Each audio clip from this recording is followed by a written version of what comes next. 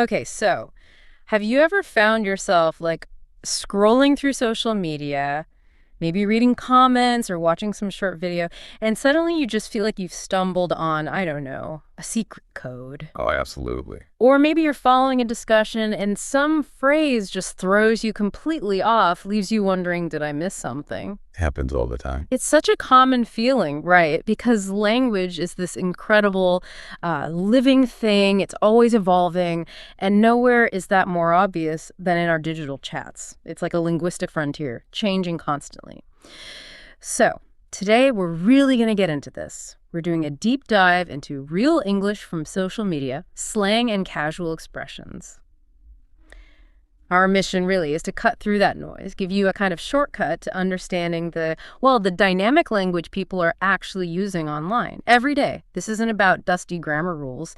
It's about, real comprehension, cultural connection, staying genuinely informed. Exactly. And that idea of staying genuinely informed, that's precisely why this is so critical. I mean, those grammar books, they're fundamental, right? They give you the structure, absolutely essential. But being truly well-informed today in this digital world, that needs a much more nuanced understanding of language as it's actually, lived and breathed. So much communication now, personal, professional, it unfolds in these informal digital spaces. And if you don't have insight into these evolving expressions, you're not just missing words, you're missing layers of meaning, humor, intent. Yeah, definitely. And for this deep dive, our insights were really sharpened by looking at resources tackling this exact thing. One particularly illuminating example was an episode from a popular online learning channel, Learn and Success, episode 71. It specifically tries to teach these kinds of contemporary expressions. So today we're pulling out the why this knowledge is so crucial, and highlighting the types of tools and approaches that can help you get it. All right, let's really dig into this then. What is it that makes real English from social media so different from the English we learn in, say, a classroom or from a textbook? Why can't we just, apply those standard formal rules online and expect to get everything? I mean, think about how you already shift your language instinctively, right? How you talk in a quick text to your best friend versus a formal email to a new client. Oh, the difference is huge. It's immense. And that same kind of chameleon quality is totally at play online. It really is. Yeah. And what's truly fascinating here is just the sheer speed and the often startling informality of how online language changes. Social media isn't just a platform. It's more like an accelerated linguistic petri dish. A petri dish, yeah, I like that. Right, where expressions are born, they spread like wildfires across different communities, and sometimes they fade out just as quickly, all in incredibly short time frames. This covers everything: abbreviations, specific phrases, subtle sarcasm, loads of cultural references that honestly, without context, can feel completely opaque. Think about a word like cap or no cap. Right, yeah. It started in hip-hop culture, basically meaning lie or no lie. Then, bam, it just permeated mainstream online talk, became this widespread, informal way to say, that's true. The sources we looked at, they really emphasize this. By focusing on slang and casual expressions people actually use online, we're directly addressing this communication gap. We're observing how language is naturally created and adopted, not prescribing how it should be. That's such a key distinction, isn't it? Prescriptive versus descriptive.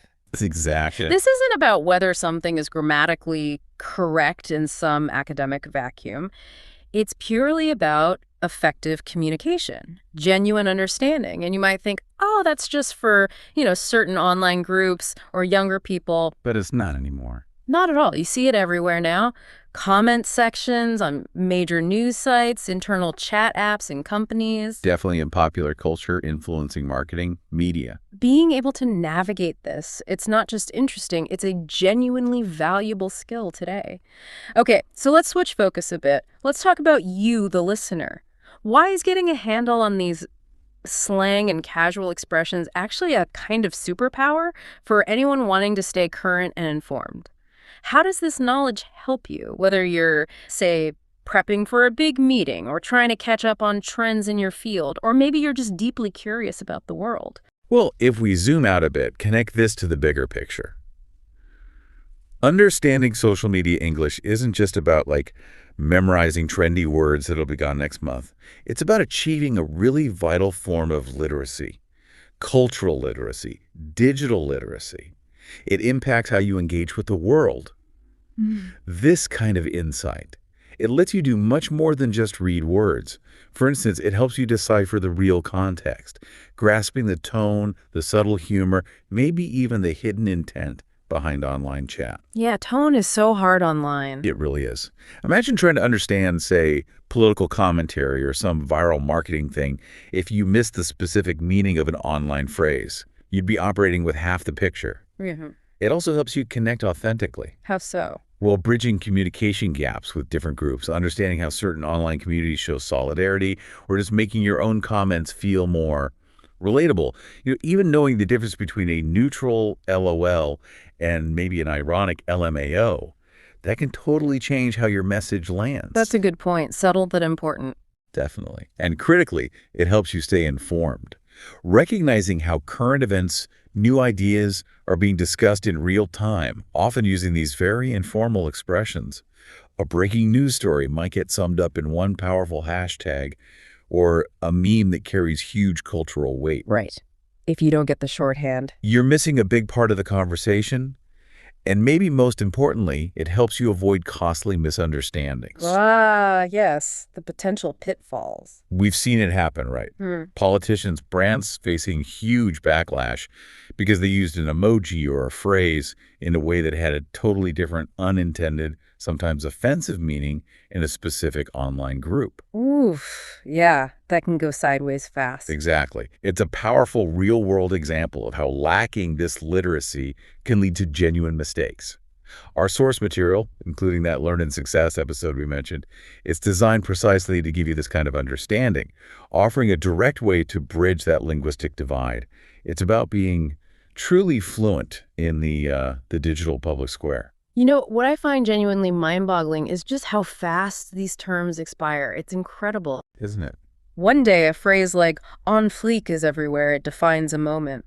The next, poof, it's in the linguistic graveyard. Dated. Complete. Or think about yet, it just exploded, right? Then it seemed to morph from just an exclamation of excitement into a verb meaning like to throw something really hard. Yeah, the evolution is fascinating. How does anyone even begin to keep up with that kind of linguistic whiplash? Is it just a lost cause, or is there a method to the madness? That's a really great observation, and it raises a key question, doesn't it, about the continuous learning curve involved here. The real value, I think, of engaging with resources that focus on online language.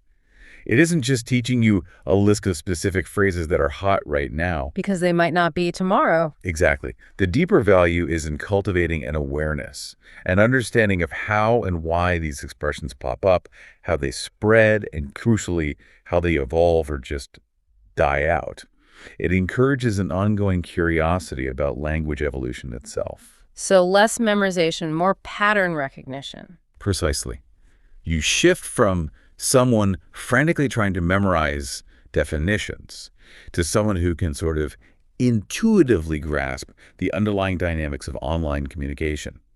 Think about the role of humor and irony, for instance. A term gets popular, then people start using it ironically, and then that irony might become the main meaning, or it gets used so much it becomes, well, cringe. Right, the cringe factor. Very real online. Totally. Understanding these subtle shifts, often driven by younger groups or specific online communities, that's key. The insights from the resources we looked at, they really underscore that the path forward isn't endless memorization. It's developing a kind of framework for understanding how internet culture shapes language. It's about learning how to learn in this incredibly dynamic space, identifying patterns, staying tuned into cultural shifts. Absolutely. So what we've really explored in this deep dive isn't just identifying the problem, that crucial need to understand real, living online English, but also the types of resources and the kinds of approaches that offer a clear solution. For anyone looking for a more, well, efficient path to being well informed about how people actually communicate today, this kind of insight and the tools it points towards, they're incredibly valuable. Definitely. It's not just about understanding, is it? It's about being understood and being an active, informed participant in this global conversation.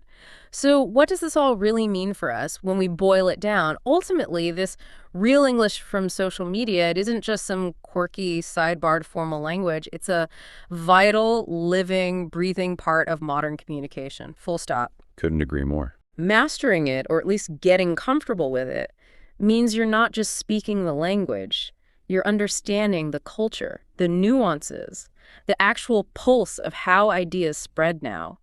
And like our source material highlighted, looking for structured learning, maybe from platforms like that, Learn and Success, episode 71, can be a really fantastic way to start that journey. Yeah, definitely a good starting point. Yeah. And maybe to leave you with a final sort of provocative thought, consider how our language, especially online language, acts as this real-time collective mirror. A mirror. Yeah, reflecting our thoughts, our humor, our anxieties, our constantly shifting values. Every bit of slang, no matter how casual or fleeting it seems, is like a tiny window into the zeitgeist, that underlying spirit of the times. It's a vibrant snapshot of where the culture is at right at that moment. That's powerful. Think about how phrases like doom scrolling instantly captured a shared global feeling during a specific period. Oh, yeah, perfectly. So how might observing these seemingly informal expressions, these little linguistic microtrends, help you understand broader societal shifts? Yeah. And maybe, Yeah. what new terms are you already noticing popping up around you that tell a story about our evolving world? A truly fascinating perspective. Those fleeting words, they often carry much more weight than we realize, don't they? They really do. Keep observing, keep learning, and keep embracing the rich, dynamic, and yes, sometimes delightfully chaotic world of language all around you. Thank you so much for joining us on this deep dive.